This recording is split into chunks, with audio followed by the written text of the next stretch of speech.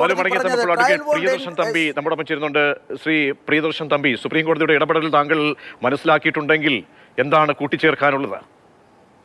അല്ല, എനിക്ക് തോന്നുന്നത് ഇത് നമുക്ക് ഏറ്റവും പ്രധാനപ്പെട്ട നിയമത്തിന്റെ ഒരു വശം എന്ന് പറയുന്നത് ഒരു പ്രതിയെ സംബന്ധിച്ചിടത്തോളം എത്ര ഹീനമായ കുറ്റകൃത്യമാണ് ആ പ്രതി ചെയ്തതെങ്കിലും ആ പ്രതിയെ അനന്തമായി വിചാരണ ഇട്ടുകൊണ്ട് അയാളെ ജാമ്യം കൊടുക്കാതിരിക്കാൻ കഴിയില്ല. അതാണ് അതിന്റെ ഒരു നിയമം. റൈറ്റ് ടു സ്പീഡി ട്രയൽ എന്ന് പറയുന്നത് ഒരു ഇന്ത്യൻ ക്രിമിനൽ നിയമവ്യവസ്ഥയനുസരിച്ച് ഒരു പ്രതിയുടെ അവകാശമാണ്.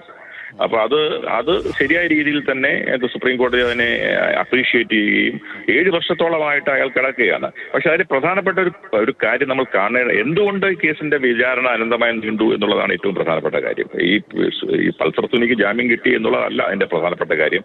ജാമ്യം കിട്ടാൻ കാരണം അയാളെ ആ കേസിന്റെ വിചാരണ 7 വർഷത്തോളം വിചാരണ തുടങ്ങിയിട്ട് തന്നെ എത്ര നാളായി.